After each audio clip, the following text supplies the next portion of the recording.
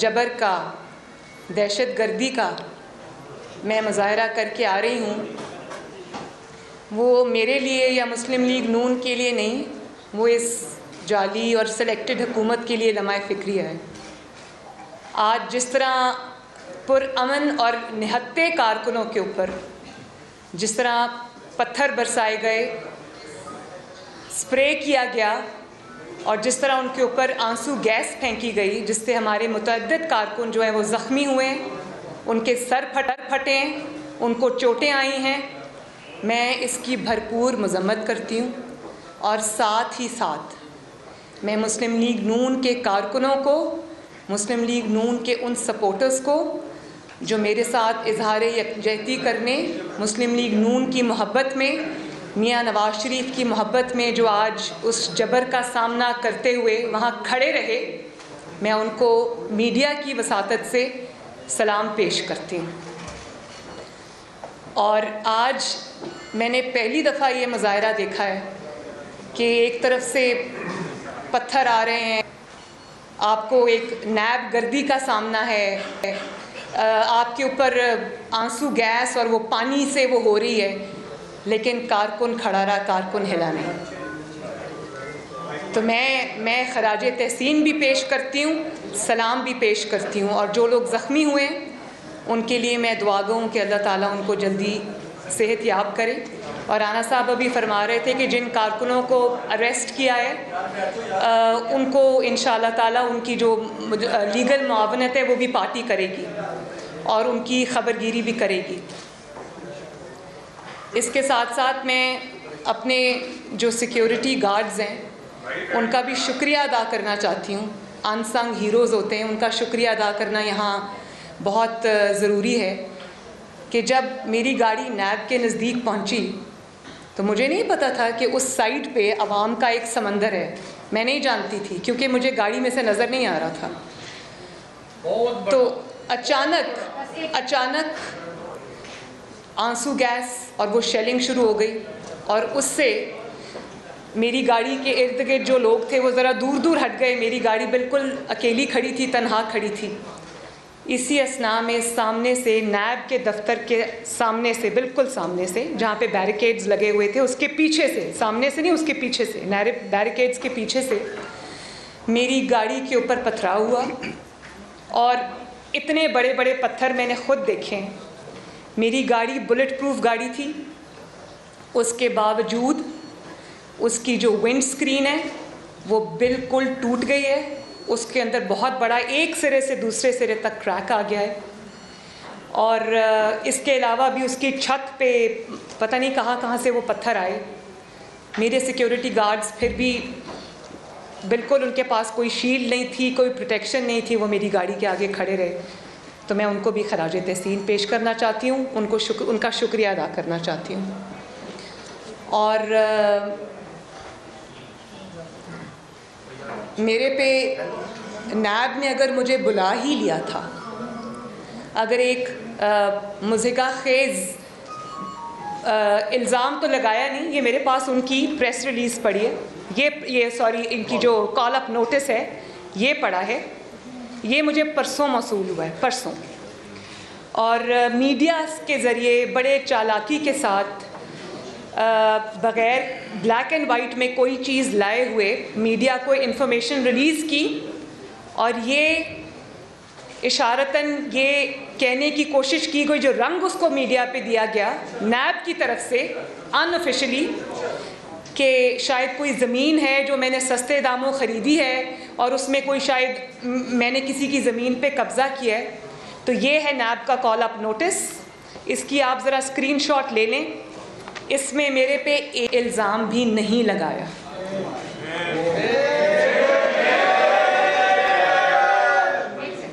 एक सेकंड ज़रा सुनिए।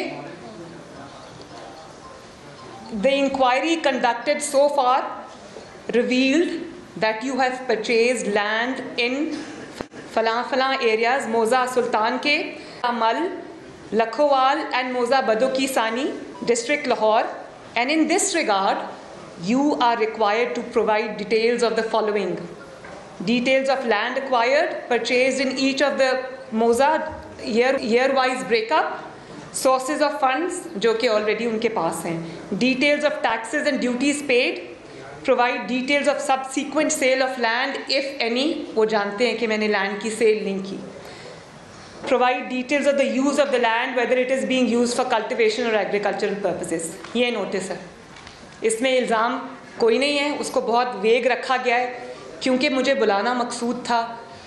और अब मैं ये कहने में हक बजाने हूँ कि मुझे बुलाने के पीछे, इस वेग से नोटिस के पीछे जिसमें कोई इल्ज़ाम नहीं है, मुझे बुलाने के पीछे मुझे नुकसान पहुँचाना मकसूद था। क्योंकि आज मेरे साथ जो सलूक किया गया, मैंने पाकिस्तान के 72 साल में ये होते नहीं देखा। परवेज़ रशीद साहब मेरी गाड़ी में थे और उन्होंने मुझे, जब वो विंड स्क्रीन स्मैश हुई तो उन्होंने मुझे कहा कि ये शुक्र करो कि ये बुलेट प्रूफ गाड़ी थी, अगर ये बुलेट प्रूफ गाड़ी ना होती तो शीशा टूटता और उसके बाद जो ईंटें नुमा पत्थर उन्होंने फेंके वो सब मेरे सर पे लगते, क्योंकि मैं फ्रंट सीट पे बैठी हुई थी। तो मैं इस चीज़ को कैसे कंस्ट्रू करूं, इस चीज़ का मैं क्या मतलब लूं, ये आप सब मेरे से बेहतर जानते हैं। लेकिन क्लियरली अगर वो बुलेट प्रूफ गाड़ी ना होती तो सामने से जिस तरह पुलिस की यूनिफॉर्म में लोग, मुझे नहीं पता वो पुलिस के थे या नहीं, लेकिन वो पुलिस की यूनिफॉर्म में थे। पंजाब पुलिस जनरली ये नहीं करती, लेकिन जिस तरह से वहाँ से वो हुआ, वो मैंने अपनी आंखों से देखा। मेरे हाथ में मोबाइल था, मैंने जल्दी, क्योंकि गाड़ी हिल रही थी, पत्थर लग रहे थे, तो मैंने अपने हाथों से अपने मोबाइल कैमरा से उसकी वीडियोस बना ली और एविडेंस के तौर पे उसी वक्त उन वीडियोस को मैंने ट्वीट कर दिया। परवेज़ रशीद साहब का कहना है कि अगर वो गाड़ी बुलेट प्रूफ ना होती और उस गाड़ी की विंड स्क्रीन टूट जाती, उसके बाद जो पत्थर आ रहे थे वो मेरे सर पे लगते, मुझे लगते, और शायद वो क्लियरली मुझे जानी नुकसान पहुंचाने की एक कोशिश थी, या जानी नुकसान पहुंचता या मेरी हेड इंजरी हो सकती थी जिसमें मैं अभी अस्पताल में शायद पड़ी हुई थी। मैं अब वो कहना नहीं चाहती। तो जिस इंतकाम गाह से मैं अभी आ रही हूँ उसकी हैसियत तो मैंने आपको बता दी। उसके बाद इन्होंने मुझे ये कहना शुरू किया कि आप अनऑफिशियली कि आप वापस चली जाएं, मैसेजेस आने शुरू हो गए इधर उधर कि आप मैंने कहा मैं तो वापस नहीं जाऊंगी। मैं नैब के दरवाजे के बाहर खड़ी रही और मैंने कहा कि क्योंकि आपने मेरे पे इतना मुझे बुलाया है एक ऐसे कॉल अप नोटिस में, तो मैं तो जवाब लेके आई हूँ, मैं तो जवाब दूंगी, मेरे पास सब जवाब हैं, मुझसे ले लें। कहा नहीं बीबी आप वापस जाएं। तो राना सनाउल्लाह साहब ने फिर उनको कहा कि वो वापस नहीं जाएंगी, आप अगर लिख के देना चाहते हैं, क्योंकि आप फिर ये कहेंगी हमने बुलाया था, वो पेश नहीं हुई। मैं तकरीबन कोई 1.5 घंटा सवा घंटा वहाँ खड़ी रही, उन्होंने दरवाज़ा नहीं खोला और अंदर छुप के बैठे रहे। और राना साहब ने फिर उनको कहा कि लिख के दें, तो वो लिख के देने को पहले तैयार नहीं थे। फिर उन्होंने अपनी कोई प्रेस रिलीज़ इशू की और कहा कि आज मरियम नवाज़ वापस जाएं, तो आज की जो उनकी पेशी है वो कैंसिल हो गई है। सवाल वहाँ पर किए जाते हैं जहाँ सवाल करने वाले का कोई किरदार हो। नैब के किरदार मुझे तो बहुत पहले से पता था, नवाज़ शरीफ साहब को बहुत पहले से पता था, राना सनाउल्लाह साहब को बहुत पहले से पता था, शाहिद खाकान अब्बासी साहब को बहुत पहले से पता था, हमज़ा शहबाज को बहुत पहले से पता था, साद रफ़ीक साहब को बहुत पहले से पता था, और भी हमारे जो मुस्लिम लीग नून के लीडर्स हैं जिनको जो नैब गर्दी का निशाना बने, वो भी सब जानते थे। लेकिन नैब के इन हथकंडों पर मोहर अब सुप्रीम कोर्ट के मुअज़्ज़िज़ जज साहिबान ने अपने रिमार्क्स और अपने फ़ैसलों के ज़रिए लगा दी। हाई कोर्ट के जजेस ने, मुअज़्ज़िज़ जज साहिबान ने अपने फ़ैसलों और रिमार्क्स के ज़रिए लगा दी, और रही सही कसर उसकी ह्यूमन राइट्स वॉच ने पूरी कर दी, जिसमें ये क्लियरली कहा गया कि नैब को पॉलिटिकल इंजीनियरिंग के लिए, पॉलिटिकल विक्टिमाइजेशन के लिए और सियासी जोड़ तोड़ के लिए, पॉलिटिकल ओपोनेंट्स को सप्रेस करने के लिए, उनको ब्लैकमेल करने के लिए, उनको दबाने के लिए और हुकूमत को बरकरार रखने के लिए नैब को जो है वो इस्तेमाल किया गया। तो इस हैसियत का, इसमें तो मेरा ख़्याल है कि ऐसी नैब के सामने पेश ना होना शायद कानून की ज़्यादा पासदारी होगी, क्योंकि नैब तो अब इन रिमार्क्स के बाद, इन फ़ैसलों के बाद और इस दहशत गर्दी के बाद इस इंतकाम की सियासत के बाद, इंतकामी हरबों के बाद, कार्रवाइयों के बाद नैब तो अब एक खुद मतलूब इदारा है।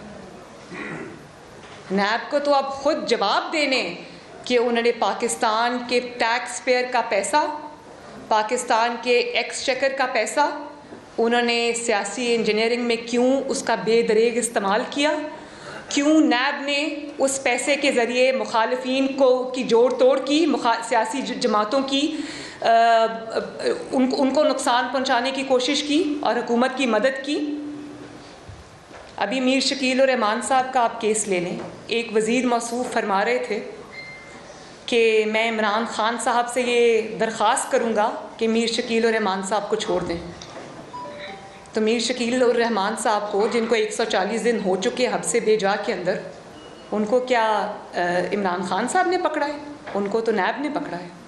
और क्या इमरान ख़ान के कहने से वो नैब उसको छोड़ देगी? तो ये हालत ज़ार है नैब की, जिसमें मुझे अब कुछ कहने की ज़रूरत नहीं है। और उनका असूल ये है कि नाइंसाफ़ी सिर्फ होनी नहीं चाहिए।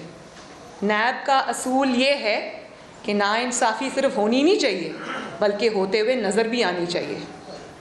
पॉलिटिकल इंजीनियरिंग और जोड़ तोड़ जो है वो सिर्फ होना नहीं चाहिए, होते हुए नज़र भी आना चाहिए। और अब उनका ये असूल है कि दहशतगर्दी नैब की तरफ से सिर्फ होनी नहीं चाहिए, आज पूरी दुनिया ने जैसे देखा कि होते हुए नज़र भी आनी चाहिए। तो बड़ा घिनौना किरदार है नैब का, जितनी उस पर बात की जाए कम है।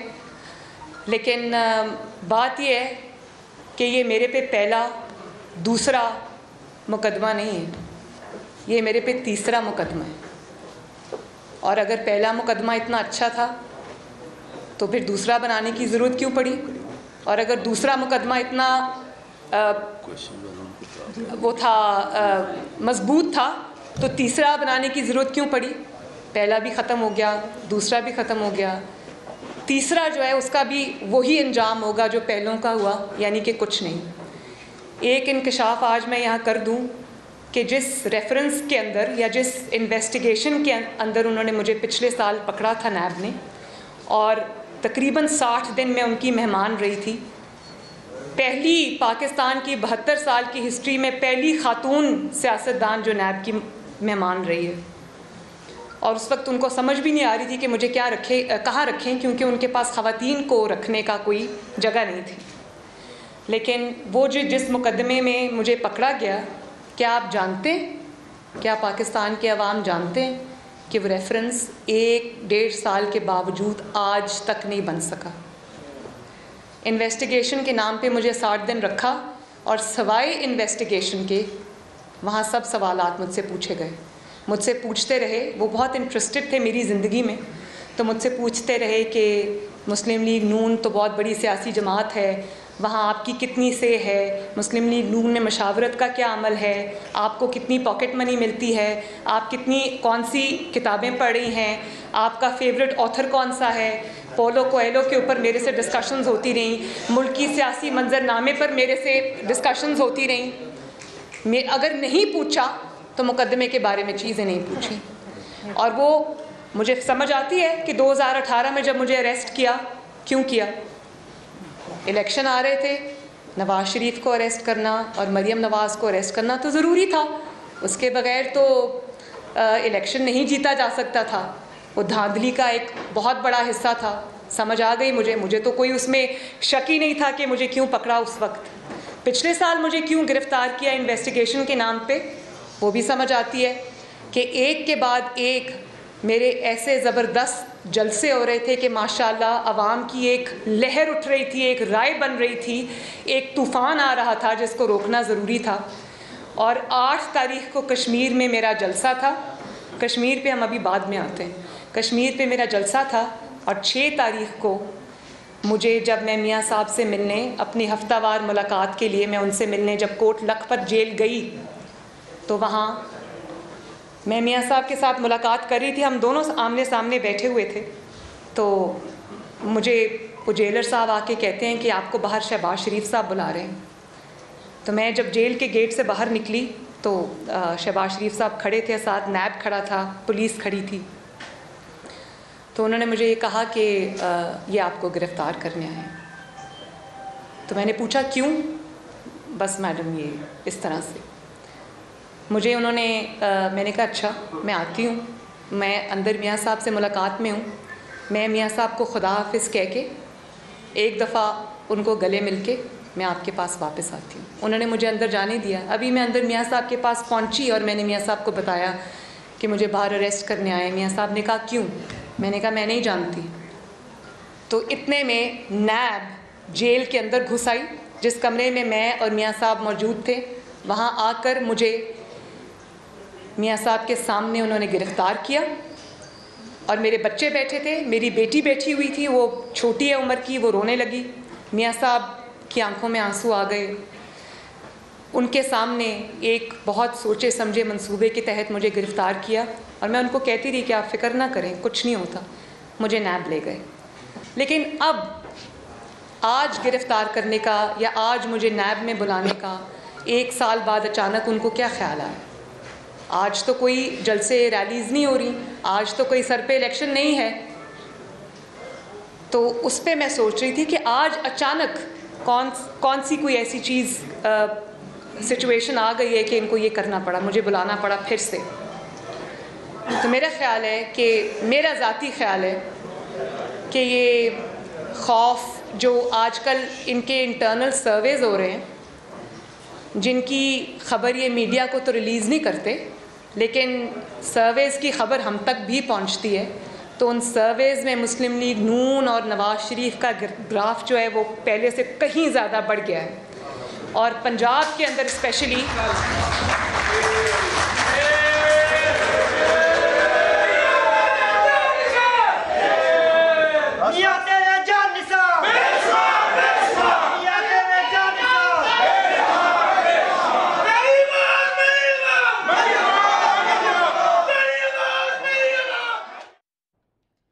मरीम नवाज़ इस वक्त प्रेस कॉन्फ्रेंस कर रही हैं। उनका कहना है कि जिस रियासती दहशतगर्दी का सामना करके आ रही हूँ वो काबिल मज़म्मत है। उन्होंने कहा कि हमारे कारकुनान ज़ख्मी हुए, उन्हें चोटें आईं, उनके सर फटे, ये सब हरकतें काबिल मज़म्मत हैं। उन्होंने कहा कि वो कारकुनान को सलाम पेश करती हैं, कारकुनान के साथ साथ अपने गार्ड्स को भी सलाम पेश करती हैं। इससे बहुत बुरी तरह घबरा गए हैं, पैनिक कर गए हैं और उसके बाद इनको नवाज़ शरीफ का हर हरबा इस्तेमाल करके देख लिया, लेकिन मुस्लिम लीग नून का ग्राफ जो है वो पंजाब से उनको उनके सर्विस के मुताबिक मुस्लिम लीग नून स्वीप कर रही है। तो ये वो खौफ है।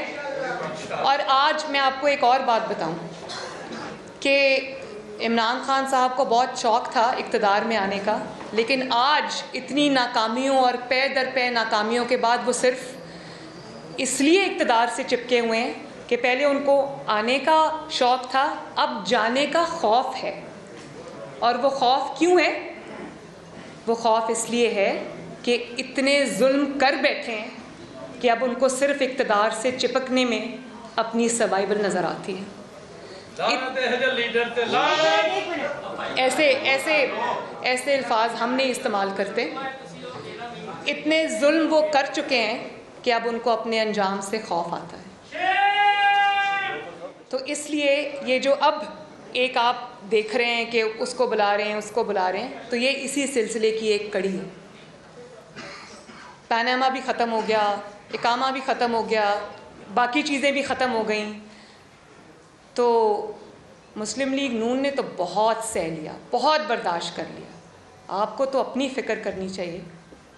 आपका क्या होगा जब आपको जो 6 महीने की मोहलत मिली है, जब वो ख़त्म हो जाएगी? तो आप तो ख़ुद अपनी ज़बान से इस बात का इकरार कर चुके हैं कि आपको 6 महीने की मोहलत मिली है, वार्निंग मिली है। और जो हुकूमत अब मोहलतों पे चल रही हो वो अब खौफ नहीं खाएगी तो क्या होगा? आपको तो क्लियरली ये कहा गया है, आपकी ज़बान से हमने सुना, आपने ये कहा कि 6 महीने मिले हमें और 6 महीने के बाद वो मामलात कहीं और चले जाएंगे। कहाँ चले जाएंगे ये मैं नहीं जानती, लेकिन उनको पता है कि क्या होगा। तो ये खौफ, ये जो अचानक ये पैनिक की एक लहर उठी है, उसकी ये वजह है। और आपने फरमाया कि अब मैंने कश्तियाँ जला दी, तो कश्तियाँ जलाने का और कोई मतलब नहीं है। कश्तियाँ जलाने का मकसद ये है कि मैंने इतने जुल्म कर लिए हैं, इतनी ज़्यादतियाँ कर ली हैं कि अब मेरे पास कोई दूसरा रास्ता नहीं बचा। और एक बात मैं आपको बता दूं, जेल से डराने की, एक सेकंड देखें, डिस्ट्रप्शन होती है, मेरा फ्लो टूट जाता है। इनको पीछे करें, इनको पीछे कर, पीछे कर।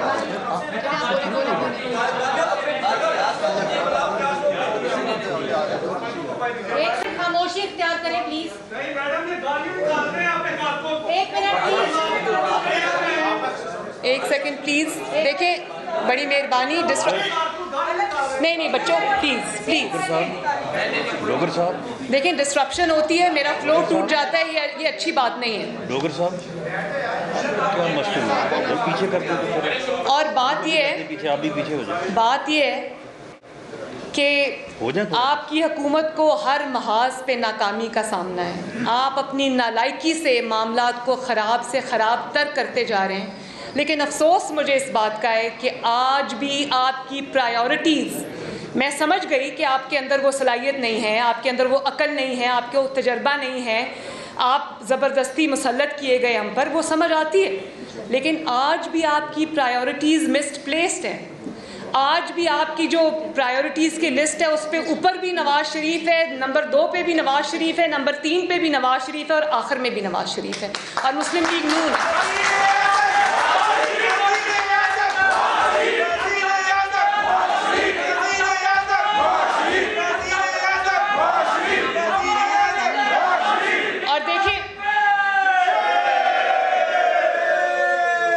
आपकी सारी कैबिनेट मीटिंग्स, आपकी खुफिया मीटिंग्स, आपकी कैबिनेट मीटिंग्स, आपकी हुकूमती मीटिंग्स सारी नवाज़ शरीफ से शुरू होकर नवाज़ शरीफ पर ख़त्म हो जाती हैं। नवाज़ शरीफ की वॉक करते हुए तस्वीर आ जाए, आप तब हिल जाते हैं। नवाज़ शरीफ की कॉफ़ी पीते हुए तस्वीर आ जाए, आपको तब तकलीफ़ शुरू हो जाती है। नवाज़ शरीफ जहाज़ पे सीढ़ियाँ चढ़ के जाए, आपको तब तकलीफ़ शुरू हो जाती है। और ये जो नवाज़ शरीफ की सेहत के बारे में आपने प्रोपेगेंडा किया, आपको शर्म आनी चाहिए। आपकी कस्टडी में नवाज़ शरीफ बीमार हुआ, आपकी कस्टडी में नवाज़ शरीफ मौत के दहाने तक पहुंचा, आपकी कस्टडी में वो मेरी मौजूदगी में सर्विसेज हॉस्पिटल में आपके सरकारी डॉक्टर्स के नीचे वो ज़िंदगी और मौत की जंग लड़ रहा था। आपकी कस्टडी में, आपके फैसले से वो बाहर गया, और उसके बाद जब वो बाहर चला गया तो आपने क्या कहना शुरू कर दिया? आपके वज़ीरों ने प्रेस कॉन्फ्रेंसेस की, आपके अपने स्टेटमेंट्स हैं कि नवाज शरीफ को सेहत को ख़तरा है तो इंसानी हमदर्दी के लिए मैंने जाने दिया। सॉरी, आपने इंसानी हमदर्दी के लिए नहीं उनको जाने दिया, आपको नवाज शरीफ पर रहम नहीं आया, आपको अपने ऊपर रहम आया। आपको जब ये ख़बर मिली कि नवाज शरीफ बीमार है और मौत के दहाने तक पहुँच गया है, तो आपने अपने आप को बचाने के लिए कि आपकी कस्टडी में उसके साथ ये हुआ, तो आपको फिर आपके हाथ पांव फूल गए और आपने इस रहम आपको अपने ऊपर आया, नवाज शरीफ के ऊपर रहम नहीं आया आपको। आपने उसको जल्दी जल्दी मुल्क से बाहर भेजा इलाज के लिए, ताकि वो आपके ऊपर जिम्मेदारी ना आ जाए और आप अवाम का जो हाथ है वो आपके गिरबान पे होगा, कल आप सड़कों पे चल नहीं सकेंगे। तो मैं ये जानती हूँ कि रहम आपको नवाज शरीफ पर नहीं आया, रहम आपको अपने आप पर आया था कि आपके हाथों ये होगा। तो जब ये हुआ तो उसके बाद आपने ये कहना शुरू कर दिया, आपने उनकी सेहत पे सियासत खेलनी शुरू कर दी। शर्म आनी चाहिए आपको, शर्म आनी चाहिए आपको। और आज भी जब आपसे आपकी कारकर्दगी के बारे में सवाल किए जाते हैं, आपके पास मुस्लिम लीग नून और नवाज शरीफ के अलावा कोई जवाब ही नहीं है। तो करप्शन का आप राह गलाबते रहते हैं, तो करप्शन का फ़ैसला तो फिर ज़मीनी हक़ाइक़ पे होना चाहिए। बताएं मुझे ज़रा, नवाज शरीफ के दौर में आटा, दाल, चीनी, चावल, बिजली, गैस क्या कीमतें थी, आज क्या कीमतें हैं? आप खुद ही फरमाते थे ना कि जब हुक्मरान करप्ट होता है तो इन चीज़ों की कीमतें बढ़ जाती हैं, ऑयल की, पेट्रोल की, डीज़ल की कीमतें बढ़ जाती हैं। तो फिर इस लिहाज से चोर कौन हुआ? नवाज शरीफ 5.8 पे जीडीपी छोड़ के गया था, आज पाकिस्तान की तारीख में शायद पहली दफ़ा मनफी में जीडीपी चली गई, माइनस में चली गई जीडीपी। तो शर्म की बात तो ये है ना, इसी से पता चल जाता है कि यहाँ करप्ट कौन है और क्या प्रोपेगेंडा क्या किया जा रहा है। और सिर्फ ये कि आप फिर इसी पे फेलियर नहीं है आपका, सिर्फ इकनॉमिक फ्रंट पे और मईशत पे आपका फेलियर नहीं है, आपका फेलियर फॉरेन पॉलिसी पे भी है और ऐसा फेलियर है कि शर्म आ जाए इंसान को। सफारती महाज पर आप बुरी तरह नाकाम हुए। मुझे ये बताएं कि 72 साल में कभी किसी के दौर में, किसी वज़ीर आज़म के दौर में, किसी डिक्टेटर के दौर में कश्मीर की, भारत को क्या इतनी जुर्रत हुई कि कश्मीर की रियासती हैसियत को ख़त्म कर सके? ये स्याद धब्बा भी आप ही के मुंह पे लगा। और आप तो बड़ा खुश आए थे ना अमेरिका से वापस के सालसी होगी कश्मीर पे, ये होगा वो होगा। कहाँ गई वो सालसी? कहाँ गई वो तकरीरें और वो स्टेटमेंट्स जो आपने पर्चियों के बगैर दिए थे? क्या हुआ कश्मीर का? आज 72 साल में पहली दफ़ा कश्मीर जो है वो भारत की झोली में जा गया आपके दौरे हुकूमत में, और आप चुपचाप देखते रहे। आप क्या कहेंगे कश्मीरियों से कि मैं तुम्हारा मुकदमा नहीं लड़ सका? मैं फ़ोन करता था तो मोदी फ़ोन नहीं उठाता था। ये वही मोदी साहब है ना, प्राइम मिनिस्टर मोदी, जो मियाँ साहब जब प्राइम मिनिस्टर थे तो पाकिस्तान आए थे। वो आपका फ़ोन सुनना भी गवारा नहीं करता। ये होता है फ़र्क एक इलेक्टेड प्राइम मिनिस्टर में, एक तजर्बाकार प्राइम मिनिस्टर में, एक ऐसे प्राइम मिनिस्टर में जो हर चीज़ को समझता है, जानता है, अपने मुल्क का इंटरेस्ट वॉच करता है, और एक मुसल्लत शुदा वज़ीर आज़म में। तो इसके लिए अब आपने कहा कि अब खिफ़त मिटाने के लिए मीडिया को आपने कंट्रोल कर लिया। मीडिया पे आपने वो बात उठने नहीं दी, और अपनी खिफ़त मिटाने के लिए, अपनी शर्मिंदगी मिटाने के लिए आप कश्मीर के नक्शे पे लकीरें खींचने से आपको कश्मीर नहीं मिल जाएगा, या 2 मिनट की खामोशी इख्तियार करने से आपको कश्मीर नहीं मिल जाएगा, या एक शाहराह का नाम बदल देने से आपको कश्मीर नहीं मिल जाएगा। ये तो बड़ा आसान काम है भाई। मियाँ नवाज शरीफ पर जब ये वक्त आया, जब उन्होंने एटमी धमाकों का फ़ैसला करना था, तो मियाँ साहब के लिए तो बड़ा आसान था। 6 एटमी धमाकों के बदले 12 मिनट की खामोशी इख्तियार कर लेते, तो पाकिस्तान कभी एटमी ताकत ना बनता। बनी गाला का नाम तब्दील करके उसको चागी उसका नाम रख लेते।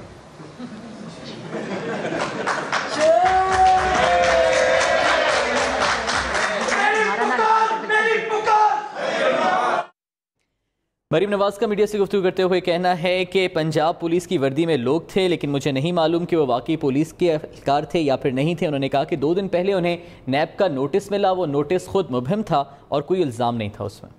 देख लें, समझ का हाल देख लें कि बचगाना और गैर जिम्मेदाराना बयानात देकर सऊदी अरब जैसे देरीना दोस्त और हमदर्द को नाराज़ कर दिया। और अब रही कहीं कसर उन्होंने जो OIC के दर पे होके वो जो नाराज़ करने का सिलसिला था, वो उसमें भी OIC को नाराज़ कर दिया। OIC के ख़िलाफ़ स्टेटमेंट्स दे के हमारे दोस्त ममालिक को नाराज़ कर दिया। तो ये तो आपकी नाअक़बत अंदेशी का हाल है। आपने मुल्क को हर तरह से आग में झोंक दिया। शर्म आनी चाहिए। और फिर प्रायोरिटी आज भी आपकी क्या है कि आवाम के नुमाइंदों को पकड़ो, ऑपोजिशन को दबाओ। भाई मान लिया कि आपके पास हुकूमत का मैंडेट नहीं है, आपके पास आवाम का मैंडेट नहीं है, लेकिन क्या गरीब आवाम जो रोटी को तरस रहे हैं, जो बिजली गैस के बिल देने से कासिर हैं, जिनकी नौकरियां चली गईं, क्या उनको उनके सदाओं पे आवाज़ धरने के लिए या उनकी बात सुनने के लिए आपको अवामी मैंडेट की ज़रूरत है?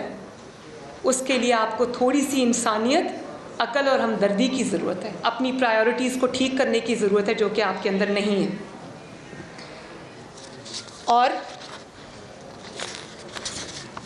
हाल आपका ये है कि नवाज शरीफ पे आप हर जगह तनकीद करते हैं, लेकिन नवाज शरीफ के बनाए हुए मंसूबों पर बड़ी ढिठाई से, कमाल ढिठाई से 6-6 बार अपनी तख्तियाँ लगाते हैं।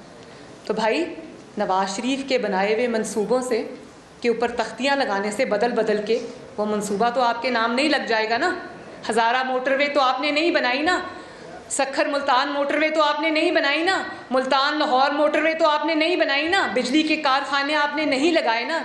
जब भी आप CPAC का नाम लेते हो, CPAC की तस्वीरें ट्वीट करते हो, वीडियोस ट्वीट करते हो, लोग कहते हैं शुक्रिया नवाज शरीफ।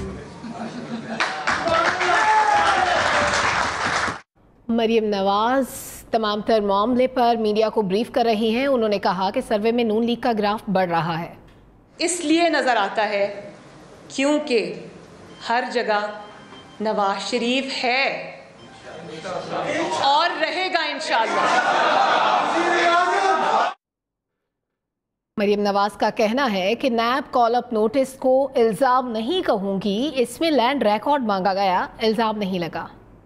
पे खड़ी है, 6 महीने की मोहलत पे चल रही है। आपके लोग तो अपने हलकों में जाने के काबिल नहीं, आपके MNAs MPAs अपने हलकों में जाने के काबिल नहीं, आप अपने अवाम में निकलने के काबिल नहीं, बल्कि जिन चंद अफराद ने आपको वोट दिया भी था वो भी आज अपने महलों में मुंह छुपाते फिर रहे हैं। कुछ मुंह छुपा रहे और कुछ कानों को हाथ लगा रहे कि आइंदा इस किस्म के धोखे में नहीं आना। तो आपका अपना ये हाल है, तो इंशाअल्लाह ताला वो वक्त दूर नहीं है जब हम सब मिल के नवाज शरीफ की क़यादत में इंशाअल्लाह ताला इस नालायकी से बहुत जल्द लोगों को आज़ादी देंगे इंशाअल्लाह। मरियम नवाज प्रेस कॉन्फ्रेंस कर रही हैं। उन्होंने कहा कि मुझे वापस जाने के लिए पैगाम भी आए। आज मेरी गाड़ी की विंड स्क्रीन टूट गई। 2 दिन पहले नैब का नोटिस मिला था, नोटिस मुबहम था, कोई इल्ज़ाम नहीं था। मुझे बुलाने के पीछे नुकसान पहुंचाना मकसूद था। उन्होंने कहा कि पंजाब पुलिस की वर्दी में लोग थे, मुझे नहीं मालूम कि वो वाकई पुलिस एहलकार थे या नहीं। नैब गर्दी और हथकंडों पर मोहर सुप्रीम कोर्ट और लाहौर हाई कोर्ट के फैसलों ने लगाई।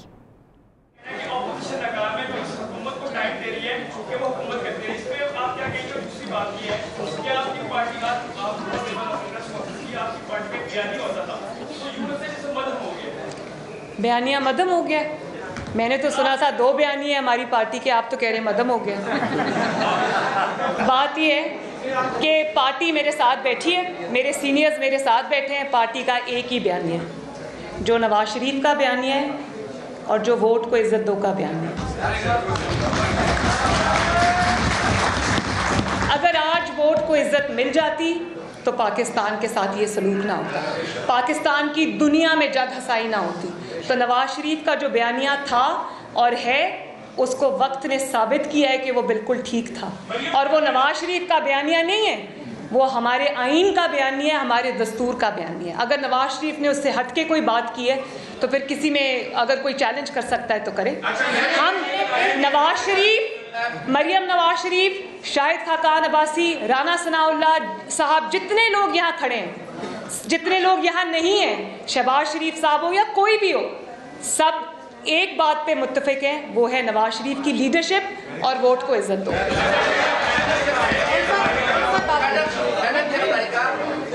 आपने बड़ी तशवीशनाक बात जो आपकी जान के डर पे है, और दूसरी बात है कि आप इतना अरसा खामोश क्यों थी, और आज जब बोली है तो यूँ समझा जाए कि आप बोलती चली जाएंगी। देखिए, सबसे पहले तो मेरे लिए बोलना आसान है, खामोश रहना मुश्किल है। मेरी वालदा चली गई इस दुनिया से, मेरे वालिद इतने बीमार हो गए कि उनकी ज़िंदगी का हमें उस वक्त पता नहीं था। डॉक्टर्स ने मेरे सामने, आप यकीन करें, आज मैं वो दोहराना चाहती हूँ, सर्विसेज हॉस्पिटल में जब ये मुझे कोट लखपत से लेके आए अपने वालिद की इयादत के लिए, तो उस वक्त 5-7 डॉक्टर्स की मीटिंग चल रही थी और उन्होंने मेरे सामने मियाँ साहब को कहा कि जब हम रोज़ सुबह ऑफिस में आते हैं तो हम ये सोच के आते हैं, ये पता नहीं फिर हमें आपको देखना नसीब हो या ना। ये मैं गवाह, चश्मदीद गवाह हूँ इस बात की, मेरे कानों ने सुना, मेरी आंखों ने देखा। ये मियाँ साहब की हालत थी। तो मैंने मियाँ साहब के साथ जाना चाहा। मैं ही ख्याल रखती थी उनका, मैं ही उनकी तीमारदारी करती थी, उनकी दवाइयाँ, इंजेक्शन सब मेरे पास होते थे। मुझे एक सोचे समझे मंसूबे के तहत मियाँ साहब के साथ नहीं जाने दिया। तो मैं इस नतीजे पे पहुँची हूँ कि मुझे इधर एज हॉस्टेज रखा हुआ था कि अगर मैं कोई बात करूँ तो वहाँ पर वो मियाँ साहब को नुकसान पहुँचाने की कोशिश करें। उनका इलाज ना होना, क्योंकि उनके दिल की एक शरेआन आज भी 90% बंद है, जिसकी सर्जरी होनी बाकी है। और वो कोरोना की वजह से, पहले वो मेरा इंतज़ार कर रहे थे क्योंकि उनको था कि मैं आ जाऊँगी चंद दिनों में, वो नहीं हो सका। फिर वो कोरोना आ गया, अब उनकी सर्जरी अभी होना बाकी है। तो मैं अपना कुछ ऐसा करके मैं उनके इलाज में कोई खलल नहीं चाहती थी, क्योंकि वो सिर्फ मेरे वालिद नहीं हैं, वो इस कौम का सरमाया है। हमें ज़िंदा लीडर चाहिए, हमें लीडर्स की लाशें नहीं चाहिए। तो अगर मैं अपनी ज़िम्मेदारी निभा रही थी तो मैं करोड़ों आवाम की नुमाइंदगी कर रही थी, जिनकी इन्वेस्टमेंट इन टर्म्स ऑफ 40 साल और वोट और एतमाद और ख़िदमत मियाँ साहब में हुई है। तो मुझे ज़िम्मेदारी का मुजाहरा करना था। और दूसरी बात, मैं आपने कहा कि मैं खामोश क्यों हूँ। कभी हमने बोल के उनको एक्सपोज़ किया और कभी खामोश रह के हमने उनको ज़्यादा एक्सपोज़ किया, वरना उनके अंदर ये जरासीम मौजूद हैं कि वो कल ये कहते कि मैं तो बहुत करना चाहता था, मैं तो पाकिस्तान की किस्मत बदलना चाहता था, मैं तो दूध और शहद की नहरें बहाना चाहता था, ये ऑपोजिशन ने मुझे कुछ करने नहीं दिया।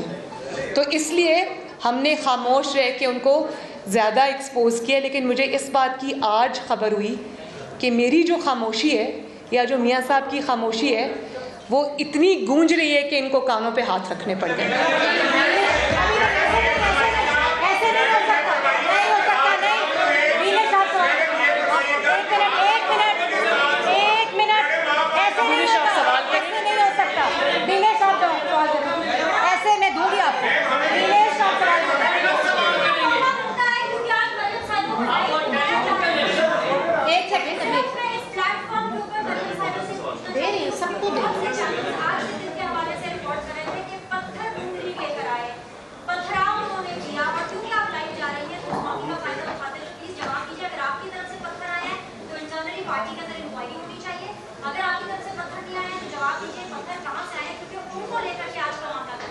शुक्रिया बीनिश, शुक्रिया बीनिश। बात यह है कि बड़ा अच्छा सवाल आपने पूछा। एक सेकंड प्लीज़, इंटरप्शन ना कीजिए प्लीज़। बहुत अच्छा सवाल पूछा, थैंक यू। पत्थर मैं लेके आई और वो पत्थर मैंने फिज़िकली वहाँ प्रेजेंट हुए बगैर पुलिस की यूनिफॉर्म पहना के अपने कारकुनों को उनके हवाले किए और फिर अपने ऊपर फिकवाए। पत्थर अपनी गाड़ी पे फिकवाए, अपने शीशे तोड़े, अपने कारकुनों को ज़ख्मी किया, उनके सर फाड़े गाड़ी में बैठे बैठे। बड़ी अच्छी मज़े की बात है कि पत्थर लाई भी मैं और अपने ऊपर फिकवाई भी मैंने। वाह, शाबाश। देखो बीनिश, बात ये, मैं एक सेकंड, बात ये कि हमारी नैब की पेशीज़ बड़ी क्वाइट होती थी, लेकिन जब आप जुल्म पे जुल्म करते जाओगे तो कारकुन को जोश तो आएगा। आज जब आपने नाहक ये ज़्यादती, पिछली भी नाहक थी, तो कभी ना कभी सब्र जवाब देता है। और वो बड़े पुरअमन थे। मैं नैब में यहाँ रह के गई हूँ, कभी गमला भी नहीं टूटा। कभी हमारे कारकुन कंटेनर से ऑर्डर्स पास करके पुलिस वालों की, वो आज भी है, वो कील वाले जो डंडे थे उससे जो हड्डियाँ तोड़ी थी, वो मुस्लिम लीग नून के कारकुन नहीं थे। तो ये मुस्लिम लीग नून जो है वो तो उनके, मैंने खुद देखा, मेरे कारकुन जो थे वहाँ बहुत दूर से मुझे नज़र आ रहे थे, पुरअमन थे बिल्कुल। तो मुझे लगता है बीनिश कि इतना बड़ा क्राउड ये एक्सपेक्ट नहीं कर रहे थे, और जब क्राउड देख लिया तो ये पैनिक कर गए और इस पैनिक में उन्होंने ये अपने ऊपर खुदकुश हमला कर लिया। जी ये फरमाइएगा, आज आप बड़ी बहादुरी के साथ नैब ऑफिस के बाहर खड़े हुए, पत्थर का मामला दूसरा है, नैब ने आपको बुलाया, आप खुद भी अकेले जा सकते थे, कारकुनों को साथ लेकर जाने की जरूरत जो है वो क्यों पेश आई? और दूसरा, एक मिनट पहले इसका जवाब सुन ले, पहले इसका जवाब सुन ले। मैं अकेली ही आई थी, कारकुन वहाँ मेरा इंतज़ार कर रहे थे हज़ारों की तादाद में। मुझे नहीं पता था, आप यकीन करें, मुझे अभी भी नहीं पता कि कारकुन कितने थे और कितनी तादाद में थे।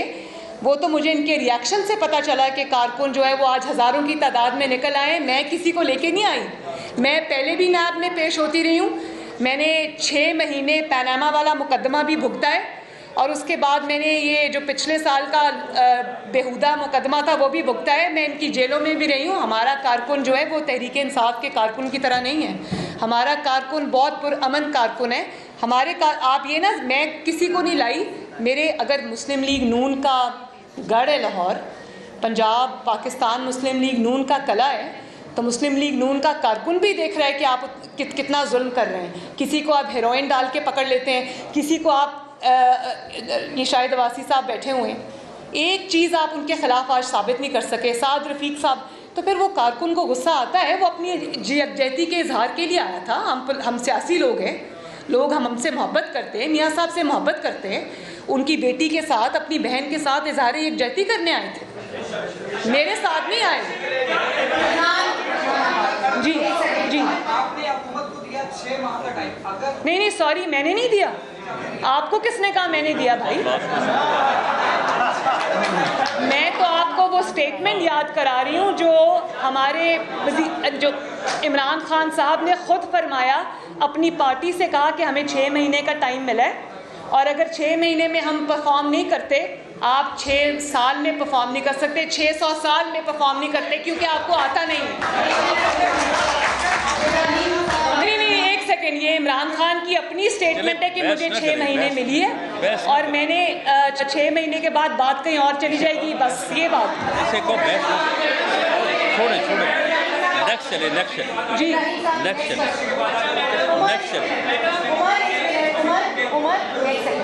इब्राहिम साहब बात करें।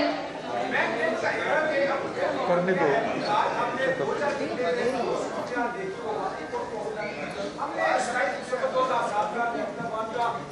देखा है आज का बहुत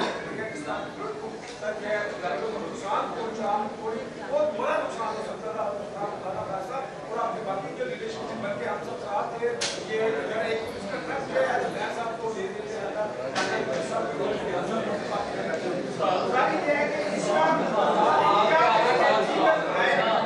आप क्या करें, क्या इमरान खान के खिलाफ जा रहे हैं, इसका लीगल पे क्या है? इसमें ऐड कर लीजिएगा। बिलावल भुट्टो पीछे एपीसी की कोशिश कर रहे थे, क्या आपके साथ बिलावल भुट्टो से मिलाने का कोई राब्ता है? और मुस्लिम लीग नून जिसका लीगल टीम उसको बैठ के देखेगी। देखिए, जहाँ तक एपीसी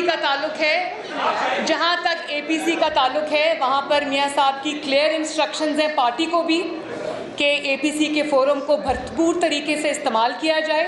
मौलाना फजलुर रहमान साहब की सरबराही के अंदर और उनकी सुपरविजन में, और उनको जो है वो पूरी तरह उनसे ताउन किया जाए, और जो फैसले भी हों वो अपोजिशन को यूनाइटेड करके एपीसी के फोरम से होने चाहिए। ये मुझे पता है कि मियाँ साहब की क्लियर इंस्ट्रक्शंस हैं इस पर।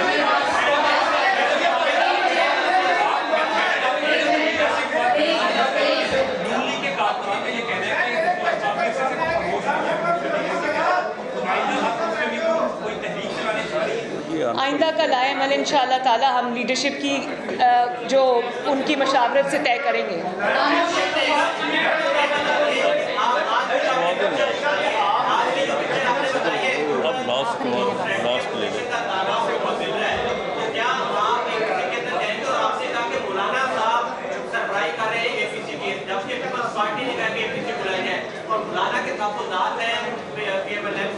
पार्टी से सेशन के बिल के ऊपर, तो मुलाना की गुफ्तगू नवाज शरीफ के साथ हुई है, क्या पीएमएल एपीसी को लेकर तहफ़्फ़ुज़ात का शिकार हो रही है, जिसकी वजह से मुलाना साइड पर हो गए? मैंने आपको अभी बताया कि एपीसी के बारे में और मौलाना साहब के बारे में मियाँ साहब के क्या तासुरात हैं, उसमें कोई एम्बिग्विटी नहीं है, और अगर मौलाना साहब के कोई तहफ़्फ़ुज़ात हैं तो उसको मुस्लिम लीग नून इंशाअल्लाह ताला दूर कर देगी, उसके लिए फ़िक्रमंद होने की ज़रूरत नहीं है।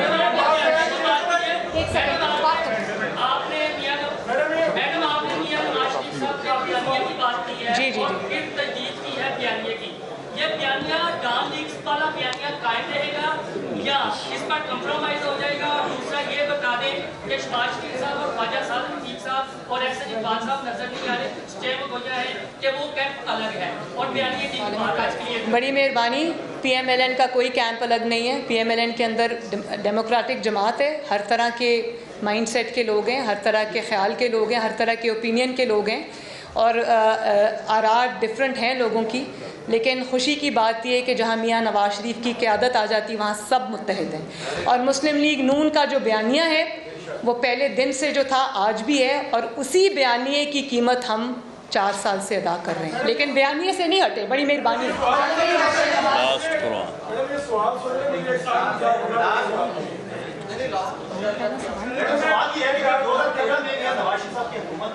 तो इमरान खान की 36 सीट का फैसला हुआ, अब 2 साल गुजर गए, सूरत आपने सारी बता दी है इमरान खान की, वो कौन सी पावर्स हैं जिन्होंने 36 दिन इमरान खान को इस्लामाबाद में ठहर रखा, लेकिन आप इस्लामाबाद जा ही नहीं रहे? मुझे इस्लामाबाद जाने से बोलूँ? मैं अभी इस्लामाबाद जा ही नहीं रही।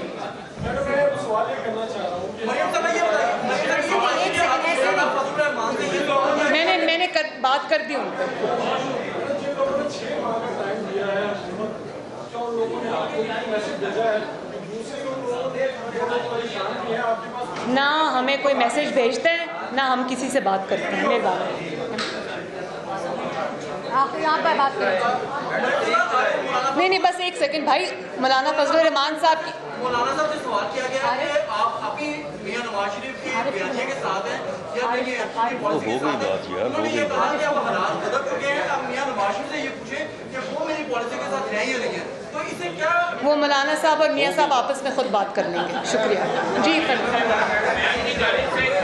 आज जारी की गई है, नैब का कहना है कि आज के वाक़े की वो मुकदमा दर्ज करवाएंगे। अच्छा, मुकदमा दर्ज करवाएंगे या कानूनी चाराजोई करेंगे? क्या बात है, इतनी मासूम नैब, इतनी आइन और कानून पे चलने वाली नैब, अगर उनकी अदालतों में जो दुर्गत बनी वो उसी को देख लें तो उनको आज कोई प्रेस रिलीज करने की ज़रूरत पेश नहीं आई।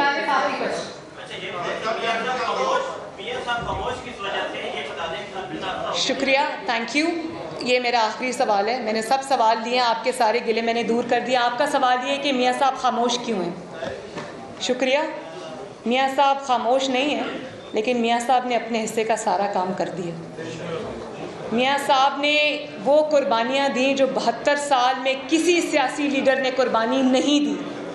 अपनी बीवी को बिस्तरे मर्ग पे छोड़ के कानून और आइन के सामने, अदालतों के सामने पेश होता तो ये था ना कि लोग कारकुनों से कुर्बानी मांगते हैं, सियासी लोगों से कुर्बानी, अपने कारकुनों से, अपने सपोर्टर्स से कुर्बानी मांगते हैं। जो जुल्म इन्होंने किया और हद कर दी जुल्म की, वो सब मियाँ साहब ने जुल्म अपने सीने पे सहा है, सीने पे सहा है। और कारकुनों को और अपनी पार्टी को शील्ड और प्रोटेक्ट करने की पूरी कोशिश की है। वो सारे ज़ख्म उन्होंने अपने सीने पे पहले लिए, आपसे बात उन्होंने बाद में की है। और अपनी वाइफ को छोड़ के आए, और जब वो बीमार हो गई, डेथ बेड पे चली गई, तो उनको अडयाला जेल में, जहाँ मैं भी बंद थी, मियाँ साहब ने कहा मेरी बात करा दो मेरी बीवी से और घर वालों से। उन्होंने कहा आपके मिनट ख़त्म हो चुके हैं।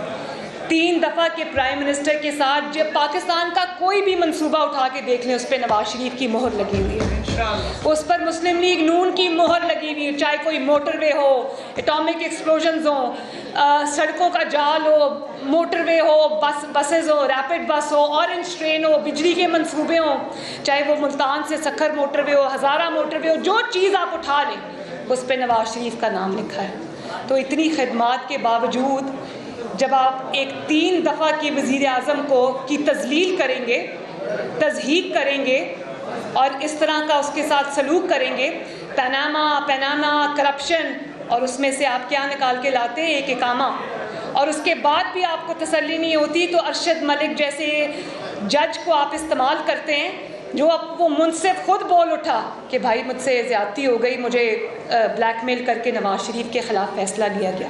वो फ़ैसला ख़त्म हो जाता है, सॉरी वो जज को आप निकाल देते हैं, फ़ैसला आज भी वहीं का वहीं है। शाबाश है भाई। तो फिर आप पूछते हैं कि नवाज शरीफ खामोश क्यों है। तो नवाज शरीफ ने अपने हिस्से का सारा काम कर दिया। उन्होंने जो बयानिया देना था दे दिया, उस बयानिए की जो कीमत अदा करनी थी की, उसके लिए जो तकालीफ बर्दाश्त करनी थी की, उसके लिए अपनी बेटी को, अपने घर को, अपने कारोबार को, अपनी सियासी जमात को जो नुकसान पहुंचाना था पहुंचा, कीमत अदा की उन्होंने। वो ये सब काम यहाँ से निपटा के गए और इंशाअल्लाह ताला जैसे ही उनकी सेहत बेहतर होगी और वो वापस आएंगे और इंशाअल्लाह ताला अपने काम को जहाँ से छोड़ा था वहाँ से उठाएंगे। मरियम नवाज प्रेस कॉन्फ्रेंस कर रही थी। उन्होंने आज की तमाम तर सूरत हाल पर मीडिया को ब्रीफ किया। उनको कहना था कि आज मुझे बुलाने का मकसद नैब की जानिब से मुझे नुकसान पहुंचाना था। उन्होंने कहा कि ये तमाम तर जो सूरत हाल पेश आई, ये मुनज़्ज़म कार्रवाई की गई है। सब नवाज शरीफ की लीडर और वोट को इज्जत दो पर मुत्तफिक हैं। उन्होंने कहा कि नून लीग का बयानिया एक है। मरियम नवाज से सवाल किया गया कि आज पार्टी के अहम लोग इस प्रेस कॉन्फ्रेंस में मौजूद नहीं हैं, पेशी पर भी मौजूद नहीं थे। मरियम नवाज ने उसके बाद में कहा कि तमाम तर क़यादत नवाज शरीफ के नाम पर मुत्तहिद है और पार्टी का वही बयानिया है जो नवाज शरीफ का बयानिया है। उन्होंने कहा कि नवाज शरीफ की हिदायत है कि APC के फोरम को भरपूर इस्तेमाल किया जाए और उन्होंने कहा कि इमरान खान ने जो कहा वैसा नहीं किया। इमरान खान की हुकूमत ने बहुत मजालिम किए हैं। मरीम नवाज ने कहा कि हुकूमत नून लीग की बढ़ती हुई मकबूलियत से खौफजदा है। उन्होंने कहा कि इमरान खान को इक़्तिदार में आने का शौक था, अब उन्हें इक़्तिदार से जाने का खौफ है। उन्होंने कहा कि मोहलतों पर चलने वाली हुकूमत खौफ खा रही है। उनका ये भी कहना था कि हुकूमत की प्रेस कॉन्फ्रेंस नवाज शरीफ से शुरू होकर नवाज शरीफ पर ही ख़त्म होती है। मरीम नवाज ने कश्मीर के मसले की निशानदेही करते हुए कहा कि कश्मीर पर भारतीय कब्जे का स्याह धब्बा भी इसी हुकूमत के सर आया। यहाँ पर वक्त हुआ है एक ब्रेक। हमारे साथ